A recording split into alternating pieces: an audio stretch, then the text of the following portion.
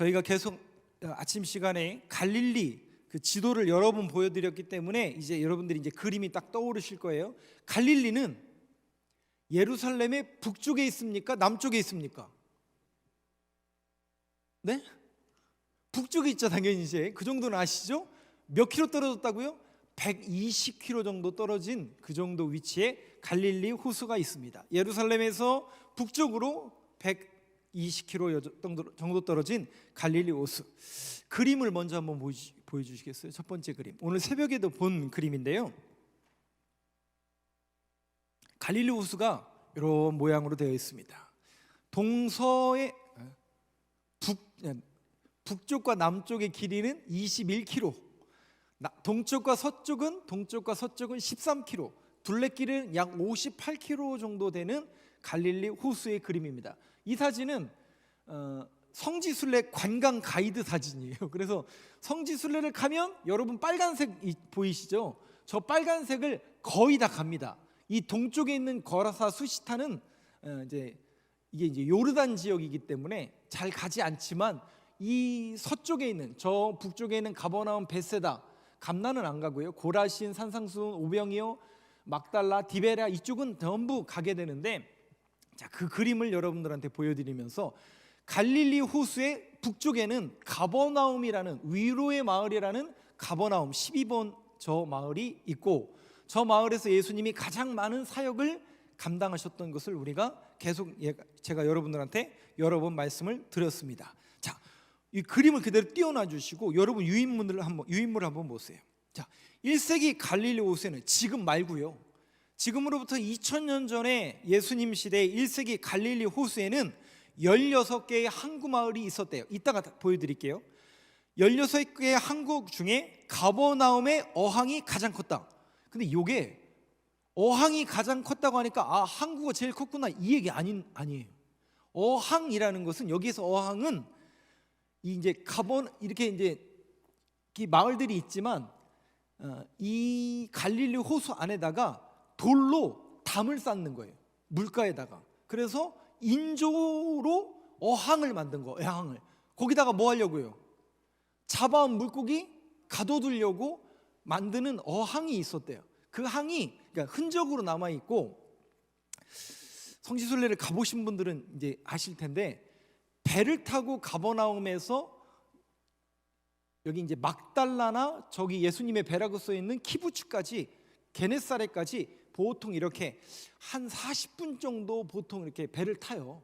근데 그 배를 타는 저 위에 가버나움 밑에 보면 베세다 근처에서 밑에서 타게 되는데, 거기에 보면 돌로 이렇게 뚝 같은 걸 만들어 놓은 흔적이 있어요. 그게 뭐냐면 예수님 시대 때부터, 그러니까 옛날부터 돌로 이렇게 어항을 만들었던 그런 흔적인데, 지금도 저 갈릴리가 물이 늘어나고 있을까요? 마르고 있을까요?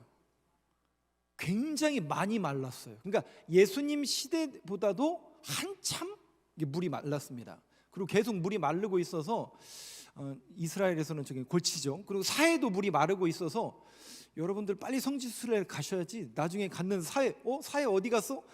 다 말라가지고 그럴 수도 있는데, 갈릴리가 그런 곳입니다. 중요한 것은 이 갈릴리가, 여러분 세 번째 단락에 보면 갈릴리 호수는 해저 몇 미터요? 213m. 그러니까 해발 마이너스 213m. 그러니까 갈릴리는 굉장히 낮은 지역이고, 나중에 사해는 400m까지 저 밑으로 더 내려가니까 이 땅의 지상보다 한참 밑에 있는 그런 지형이 바로 갈릴리입니다. 문제는 이 갈릴리는 전 세계에서 가장 낮은 담소다. 사해는 담소가 아니라 염해죠, 염해.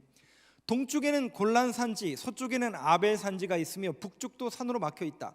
겨울철 맞바람이 심하게 부는 날이 되면 파도가 높아 배 운항이 중단되게 된다. 이거 무슨 얘기예요? 그러니까 여러분 보세요. 이게 산으로 이렇게 둘러싸여 있어요. 그리고 호수가 저 밑에 있는 겁니다. 그러면 자연스럽게 이 지역이 낮에는 뜨거운데 밤이 되면 어떻게 해요? 특히 겨울철 같은 경우는 지금이죠. 지금이 이제 이스라엘에는 겨울인데, 이스라엘은 한 3월, 4월까지가 겨울인데, 지금 이 시기에 성지순례를 딱 가면 제일 좋아요.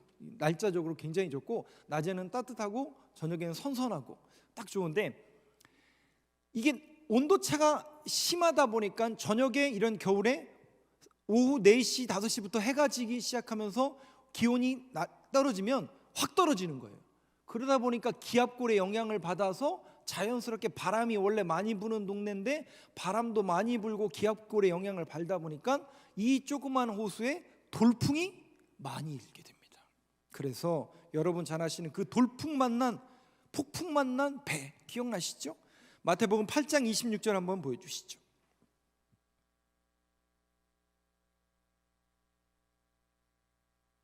마태복음 8장 26절. 한번 26절 같이 읽겠습니다. 시작. 예수께서 이르시되 어찌하여 무서워하느냐 믿음이 작은 자들아 하시고 곧 일어나사 바람과 바다를 꾸짖으시니 아주 잔잔하게 되거늘. 네, 예수님이 뭐라고 말씀하십니까? 어찌하여 무서워하느냐 믿음이 작은 자들아 하시고 곧 일어나서 바람과 바다를 꾸짖으시니 아주 잔잔하게 되거늘. 돌풍이 많이 일던 그런 곳이에요. 그때 주님이 바람 보고 그 폭풍을 향해서 뭐 어떻게 하신다고요? 꾸짖으시니. 근데 이 꾸짖다라는 표현을 혹시 여러분들이 가진 성경 중에 풋노트라는 게 있어요. 혹시 풋노트가 뭔지 아세요? 그 성경에 보면 그 구절과 비슷한 성경 구절을 풋노트로 몇 장 몇 절 이렇게 써놓은 게 있는데 여러분 성경에 혹시 시편 104편이 써 있는 것도 있으실 거예요. 그래서 시편 104편 6절 7절 한번 보여주시죠. 여러분 풋노트에도 있는데 이 꾸짖다라는 이 표현이 시편 104편에도 등장을 합니다. 6절과 7절을 한 번씩 저하고 교독하겠습니다. 옷으로 덮음같이 주께서 땅을 깊은 바다로 덮으심에 물이 산들 위로 솟아올랐으나. 주께서 꾸짖으시니 물은 도망하며 주의 우레소리로 말미암아 빨리 가며. 네, 여기도 어떻게 하셨다고요? 꾸짖으시니. 여러분 우리 주님이 어떤 분이세요? 놀랍게도 그 바람을 만드신 분 아니십니까? 이 천지 만물을 만드신 분 아니십니까? 이 모든 것을 만드신 분이 우리 하나님이신데 그 하나님이 꾸짖으시니. 그런데 시편 104편 6절 7절에 있는 말씀과 또 오늘 우리가 봤던 마태복음 8장 26절의 말씀은 예수님이 꾸짖으신 게 아니라 말씀하시니. 예수님이 말씀하시니 물이 변하여? 예수님이 말씀하시니 거친 바다가 잔잔해졌네. 기억나시죠?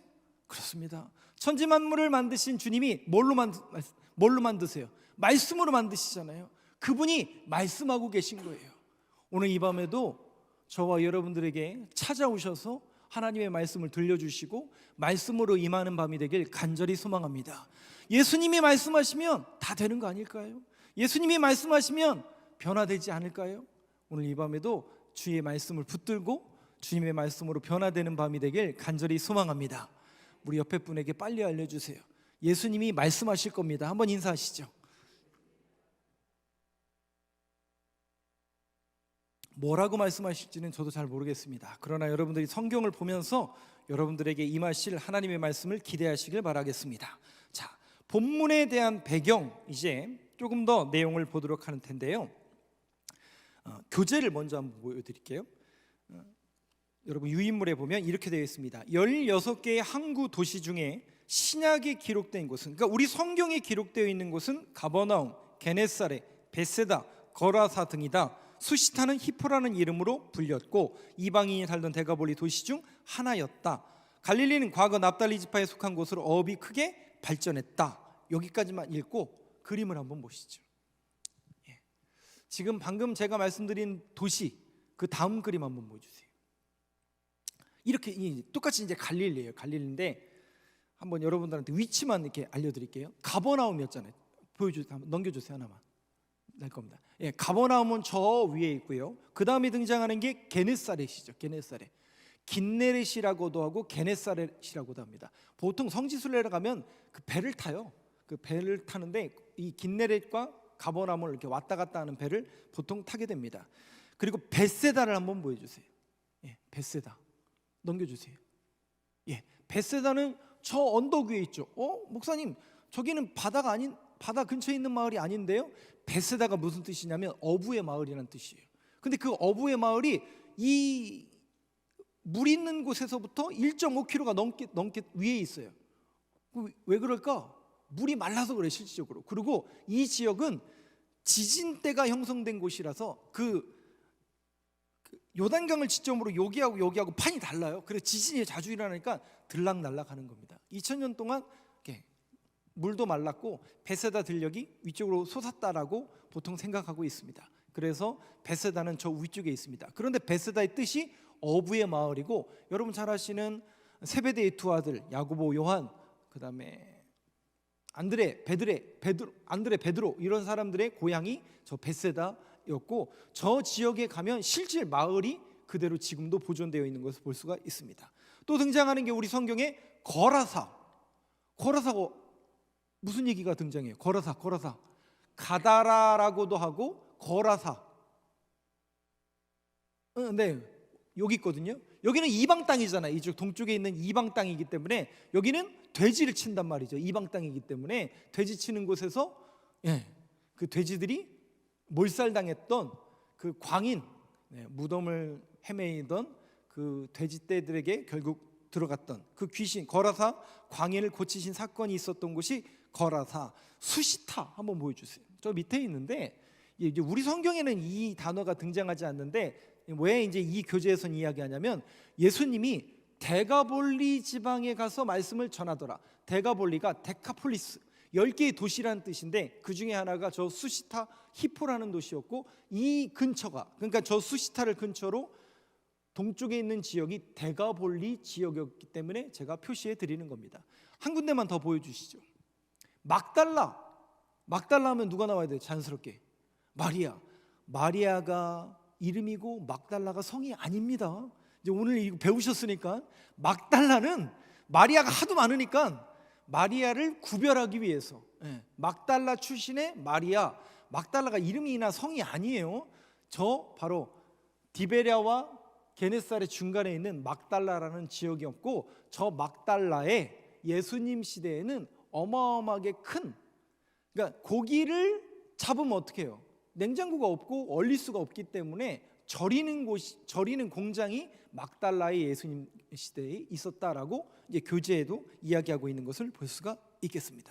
여러분들이 그냥 그림만 이렇게 아셨으면 좋겠고, 그냥 대략만 아셔도 예수 구원받는 데는 전혀 지장이 없으니까 그냥 여러분들에게 상식적으로 그림을 조금 소개해드리고 갈릴리에 대한 모습을 여러분들에게 보여드렸습니다. 넘기시죠. 그리고 교재를 한번 보시면 제가 어디까지 읽었냐면, 예수님의 그 본문에 대한 배경, 그리고 그 세 번째 단락에 그 세 번째 줄에 예수님의 제자 대부분이 고기를 자비를 했다. 막달라 마리아의 고향으로 알려진 막달라는 당시 생선을 소금에 절여 말린 후 비싼 값에 로마로 수출하던 곳이다. 갈릴리의 주민들은 유대인이 대부분이었지만 로마 군인들과 적은 수의 아시리아 후손과 페니키아인 이두메인 등이 살았다. 갈릴리 호수를 중심으로 약 200개의 마을이 있었고, 그러니까 갈릴리 호수 주변에 우리가 이제 알만한 16개의 항구가 있었지만 그거 빼고도 주변에 마을이 있었고 많은 사람들이 그 주변에 살고 있었다라는 것이죠. 근데 그 갈릴리를 향해서 예수님이 하신 말씀이 있어요. 그게 마태복음 10장 5절 6절 말씀인데요. 한번 보여주시죠. 5절과 6절을 저하고 교독해 보겠습니다. 5절 제가 먼저 읽습니다. 예수께서 이 12를 내보내시며 명하여 이르시되 이방인의 길로도 가지 말고 사마리아인의 고을에도 들어가지 말고 오히려 이스라엘 집에 잃어버린 양에게로 가라. 여러분 이게 무슨 얘기예요? 이게 무슨 얘기예요? 잠깐 이거 말씀 띄워놔 주세요. 말씀을 보시고 교재를 한번 보세요. 교재에 뭐라고 나오냐면, 이 말은 곳곳에 퍼져 있던 마을 주민들을 제자화하신 주님의 계획임을 알게 된다. 즉 사람을 낚는 사역이 갈릴리 전역에서 일어난 것이다. 이게 뭔 얘기예요? 이게 뭔 얘기예요? 그러니까 저 말씀만, 여러분들이 말씀만 딱 띄워놓고 보면 잃어버린 양에게로 가라, 이스라엘 사람들에게 가라, 이방인에게 전도하지 말고 잃어버린 하나님의 어린 양들, 하나님의 백성들인 유대인에게 가라, 그 메시지처럼 들릴지 모르는데 그 내용이 아니라는 걸 말씀드리는 거예요. 뭐냐면 이방인에게 전도하지 마라, 그 얘기가 아니에요. 즉 갈릴리 전역에 어떤 사람들이 많이 살았다고요? 어부들이 많이 살았잖아요. 근데 그 어부들에게 주님께서 그들을 사람 낚는 뭐가 되게 하리라? 놀랍지 않으세요? 그러니까 여러분, 이게 우리 주님이 성경이 상식적입니까? 비상식적입니까? 여러분, 성경을 물론 영적인 책이고 성경은 놀라운 감동으로 쓰여진 책이 맞지만 성경은 지극히 상식적인 책이에요. 주님이 아무 뜻도 없고 아무것도 없는 데서 그렇게 말씀하시는 게 아니라 정확하게 그 시대를 알았고 그 사람들의 상태를 알았고 그 사람들의 직업이 뭔지를 정확하게 우리 주님이 아신 거예요. 그리고 그들에게 뭘 명하시는 거예요? 야, 이 동네에 너희들이 어부이지 않느냐? 이제 너희를 물고기를 잡는 어부가 아니라 사람을 낚는 어부로 내가 만들어 줄 것이다. 오히려 그들을 부르시면서 그들을 제자화 하신 주님의 계획임을 알게 된다. 그 얘기예요. 그래서 즉 사람을 낚는 사역이 갈릴리 전역에서 일어난 것이다. 정확하게 우리 주님이 상식적으로 이 말씀을 통해서 그들을 변화시키고 그들을 사람 낚는 어부로 부르시는 그 콜링의 현장이 바로 이 자리입니다. 예수님 당시 가버나움의 인구는 1200명에서 1700명 정도였고 갈릴리 호수에서 가장 큰 어획고를 가졌고요. 즉 물고기의 포획량이 가장 많았다. 이는 어부가 많이 있었다는 의미이며 주님이 그들을 사람 낚는 어부로 부르고 계시다는 것이죠. 마태복음 4장 19절 말씀을 한번 보여주시죠. 한번 같이 읽겠습니다. 시작. 말씀하시되 나를 따라오라 내가 너희를 사람을 낚는 어부가 되게 하리라 하시니. 네, 저는 이 말씀이 그 갈릴리에서 생업을 통해서 어부로서 살아가던 그들의 인생에 찾아오신 예수님이 내가 너희로 사람을 낚는 어부가 되게 하리라 라고 말씀하시면서 예수님의 제자 삼아주신 것처럼 오늘 이 시대 속에서 우리 교회를 또 저와 여러분들을 부르셔서 주의 일을 맡기시고 우리 교회가 또 저와 여러분이 주의 일을 감당하는 예수님의 제자로 변화되는 교회가 되길 간절히 소망합니다. 그들을 부르셔요. 그들을 부르니까 그들이 누가복음 5장 11절 말씀을 한번 보시죠. 자, 주님의 그 콜링에 그들이 어떻게 응답하는가 같이 한번 읽겠습니다. 시작. 그들이 배들을 육지에 대고 모든 것을 버려두고 예수를 따르니라. 예수님을 어떻게 했다고요? 팔로우, 따르니라. 저와 여러분은 늘 말씀을 듣고 주의 말씀을 듣고 변화되어서 주님을 따르는 인생을 살아가는 저와 여러분 되시길 간절히 소망합니다. 자, 그 예수님의 사역에서는 배를 버리고 배가 굉장히 중요한 역할을 감당합니다. 그 여러분 유인물에 보면 1세기 갈릴리 어선과 어업 그리고 그 배를 타시고 많이 이동을 하신 거예요. 아까 그 갈릴리 주변에 항구가 16개 있다고 그랬잖아요. 그러니까 걸어 다니길 수도 있지만 실질적으로는 배 타고 많이 이동하셨을 것으로 추정을 합니다. 그러면 예수님 시대에 배는 어떤 모양이었을까?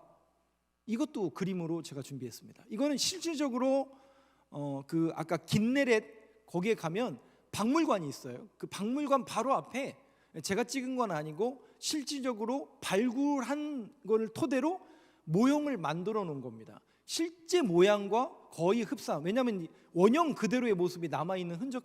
원형은 부서지긴 했지만 원형의 모습을 토대로 만들었는데 길이는 약 8m, 너비는 한 2.5m에서 2.3m 정도 되는 12명에서 15명 정도 탈 수 있고 동력은 이제 돛이 있어서 바람과 또 사공들이 타서 노를 저어서 근데 바람이 많이 부는 곳이기 때문에 대부분 돛담배 형식으로 만들어진 그런 모습입니다. 여러분들 보시기에 큰 것 같으세요? 작은 것 같으세요? 네, 크진 않습니다. 예, 크진 않습니다. 그래서 저기 보면 아이고 왜 이렇게 작아 그러는 분들이 이제 실제 보면 거의 다 그렇게 합니다. 왜냐하면 작아요. 8m밖에 되지 않기 때문에 별로 그렇게 큰 배는 아닙니다. 근데 이제 이 지역은 나무가 없어요. 나무가 귀한 지역이기 때문에 나무 배를 만든다는 것은 굉장히 어려운 그런 현장입니다. 실질적으로. 그 정도만 여러분들한테 알려드리고 그 배를 통해서 주님이 사람 낚는 어부, 구원의 방주 역할을 하도록 그 배를 주님께서 사용하고 계신 걸 볼 수 있는데 그 두 번째 단락 내용을 한번 보시죠. 이제 이 교재에서는 이제 또 다른 내용을 이제 얘기하고 있는데, 이 갈릴리 지역의 나는 어종에 대해서 이야기를 하는데 물고기에 대한 이야기를 하려고 그래요. 갈릴리 어종으로는 조개나 게를 제외하고 18개의 종류가 나타납니다. 무시트라는 게 있어요. 무시트. 이게 뭐냐면 베드로 물고기의 이름을 무시트라고 합니다. 베드로 물고기가 뭐예요? 그거 이따 좀 이따 말씀드릴게요. 틸라피아의 종류로 베드로 고기로 알려졌으며 즐겨 먹는 대표적인 생선이었다. 먹어보신 분들은 아시지만 되게 맛없습니다. 아무 맛도 안 나는 그런 생선입니다. 무시트는 빛이란 뜻으로 가시가 빛처럼 강해서 붙여진 이름입니다. 저는 원래 생선 별로 좋아하지도 않고 잘 안 먹지만 이거 먹으라고 했는데 도대체 먹을 수가 있어야죠. 가시예요. 전부 가시예요. 그리고 살이 아무 맛도 없어요. 그냥 튀겨냈는데 아무 맛도 없어요. 이렇게 생겼어요. 그림 한번 보여주시겠어요? 그 다음 그림. 식당 가면은 전부 이거 먹는데 그 다음 그림 이렇게 생겼어요. 작지 않아요. 굉장히 커요. 그리고 살도 두툼합니다. 야, 근데 막상 딱 한 입 베어 물면 아무 맛도 없어요. 정말 어떻게 아무 맛도 없을까? 무조건 그래서 그 다음에 다 소금 치고 후추 치시고 막 난리를 법석 떠시는데 아무 맛도 없거든요. 근데 이 물고기가 베드로 물고기라고 불리는 이유가 뭐예요? 그 입이 이게 이제 그림이 조금 잘 안 나왔는데 입에 뭔가 동전을 물고 있는 형상처럼 보여서 베드로 물고기라고 하는데, 그 내용 교재를 여러분들 한번 보시죠. 이 고기는 알을 입에 품어 부화시키며, 그러니까 알을 낳고 그걸 자기가 먹는 게 아니라 입 안에다가 가두는 거예요. 그리고 요 안에서 입 안에서 키우다가 치어가 성장하면 입에서 놓아주는데, 그때 치어들이 이제 크면은 이제 나가야 되잖아요. 그 내보냈어요. 근데 이 친구들이 어떻게 해요? 다시 이제 그 어머니한테 다시 들어오려고 하니까 어떻게 하냐면 다시 입으로 돌아오는 것을 막으려고 입에 무언가를 무는 습성이 있다. 베드로가 고기를 낚아 올릴 때 누군가 흘린 세겔 그 동전을 무시트 고기가 물고 있다가 베드로의 낚시에 걸린 것이라고 추정하기도 한다. 자, 이 내용이 나오는 말씀 구절 마가복음 17장 27절 한번 보여주시죠. 한번 같이 읽겠습니다. 시작. 그러나 우리가 그들이 실족하지 않게 하기 위하여 네가 바다에 가서 낚시를 던져 원조 오르는 고기를 가져 입을 열면 돈 한 세겔을 얻을 것이니 가져다가 나와 너를 위하여 주라 하시니라. 성전세를 왜 예수님은 안 냈냐? 그 질문을 가지고 바리새인들과 사두개인들이 예수님에게 질문하고 예수님에게 뭐라고 했었죠. 그때 예수님께서 가이사의 것은 가이사에게, 그 얘기도 하시면서 베드로야, 네가 가서 저 갈릴리에 가서 물고기를 잡아라.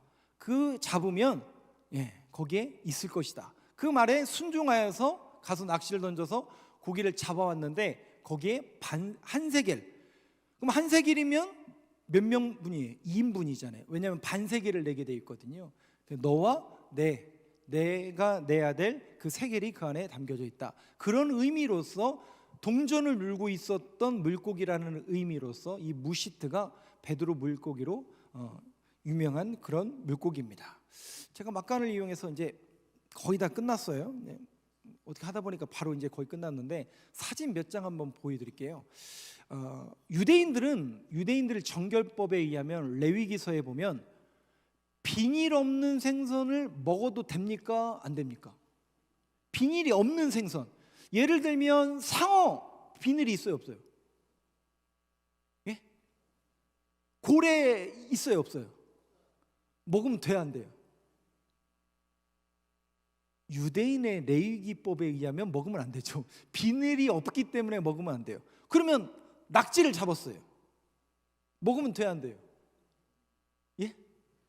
돼요, 안 돼요? 오징어, 조개, 랍스터, 새우. 저는 먹을 건데 이 비싼 걸 놔두고 이 비싼 걸 왜 안 먹어요? 그렇죠? 네, 유대인들은 비닐 없는 생선, 바다에서는 비닐 있는 생선만 먹습니다. 그러니까 먹을 게 없어요, 유대인들은. 예. 근데 이 갈릴리에도 조개가 나요. 우리가 긴 머리 고동이라고 길쭉한 고동 같은 거 있잖아요. 그게 널브러져 있습니다. 널브러져 있습니다. 그림을 한번 보실까요? 예. 이 사진을 찾았더니 벌써 만 12년이 됐어요. 저 누군지 저도 모르겠는데 저랑 같이 주무신 분이거든요. 저랑 같이 동침했던 분인데 만 12년 됐더라고요. 그래서 만 12년. 아침에 저 리조트가 엔게부라는 그런 리조트인데 갈릴리 호수 바로 옆에 이제 리조트예요. 아침에 이제 새벽에 일어나니까 안개가 자욱해서 잘 안 보였는데 그 갈릴리 이제 호수를 갔더니 좁은 바닥에 밟고 있는 게 전부 요만한 조개들이에요. 그리고 저들은 조개를 일체 건드리지 않기 때문에 그냥 수백 년 동안 거기 그냥 쌓여 있는 거예요. 그래서 마치 모래처럼 하얗게 이렇게 깔려져 있습니다. 그 모습이 신기하셔서 그걸 다 채취하고 계시는 한 분을 제가 찍었고, 이걸 보더니 다른 권사님들이 와서 이게 뭐지 하면서 왔던 그 모습. 예, 저분들 네 분인데 저분들이 이게 뭐지 하고 있는 그런 모습이 바로 저런 모습입니다. 그러면 저 모습을 제가 좀 확대해 드릴게요. 바로 저겁니다. 이것도 조금 잘 안 보이네. 예, 작은 고동들이 저렇게, 그러니까 이제 안쪽에서 살다가 죽으면 어떻게 해요? 껍데기만 나오니까 이제 파도가 치니까 이제 밀려 나와 가지고 거기에 몰려 있는 그런 모습을, 이제 갈릴리에 실질적으로 저런 모습들이 흔하게 마치 모래처럼 이렇게 보이는데 맨발로 밟아도 발은 안 아픕니다. 실질적으로 그 정도로 오랫동안 이렇게 시간이 지나니까 많이 깎여 있는 그런 모습을 여러분들에게 보여드립니다. 갈릴리는 그래서 역사의 현장이기도 하고, 우리 주님이 2000년 전에 저기에서 제자들과 또 함께 하셨던 지역이 바로 저 갈릴리입니다. 물이 다 마르기 전에 빨리 성지순례를 가야 할 텐데 그렇습니다. 마지막으로 여러분들 아까 그 내용을 한번 보도록 하겠습니다. 왜 맛있는 걸 안 먹는지는 모르겠지만 그것은 이제 성경에 있는 내용을 이들이 지키기 위해서 안 먹는 건데, 그 내용 마지막으로 읽도록 하겠습니다. 유대인들은 레위기의 음식 정결법을 지키기 위해 비늘이 없는 생선들과 갑각류와 조개류는 먹지 않습니다. 비늘이 없는 것, 갑각류, 조개류, 그럼 뭐 먹는데요? 비늘 있는 생선만 먹는 거예요. 예수님께서 천국 비유에서 말씀하신 못된 것은 바로 이런 부정한 어류들이다. 갈릴리 호수 진흙바닥에는 조개들이 매우 많다. 왜? 유대인들은 건드리지도 않고 어패류를 먹지 않기 때문에 그렇습니다. 이는 유대인들이 레위기에 규정된 어류만을 먹고 부정한 것들은 거부하기 때문입니다. 이걸 가지고 우리 주님이 마태복음 13장 47절 48절에 비유를 드시는데 그 내용을 보도록 하겠습니다. 47절과 48절을 저하고 한 절씩 교독하겠습니다. 또 천국은 마치 바다에 치고 각종 물고기를 모는 그물과 같으니 물이 가득함에 물가로 끌어내고 앉아서 좋은 것은 그릇에 담고 못된 것은 내버리느니라. 말씀을 띄워놔 주세요. 여러분, 그물을 친다. 이게 이제 어떤 의미냐면 아까 그 배가 있잖아요. 그 배가 보통 이제 쌍으로 같이 갑니다. 쌍으로 둘이 같이 가요. 그래서 이걸 저인망이라고 하죠. 그 그물을 양쪽에서 느려서 줄을 달아서 밑으로 떨어지게 하고 그걸 양쪽에서 끌어서 모으는 겁니다. 끌어서 모으면 좋은 것도 잡히고 안 좋은 것도 잡히고 그렇게 되겠죠. 그 얘기예요. 그 얘기. 그러니까 복음이라는 것은 모든 이들에게 동일하게 적용되어져야 되고 확산이 되어야 되는 그런 내용을 담고 있는데, 여기에서 좋은 것은 그릇에 담고 못된 것은 내버리느니라. 천국에 대한 비유를 드시면서 좋은 것은 그릇에 담고 못된 것은 내버려진다라는 거예요.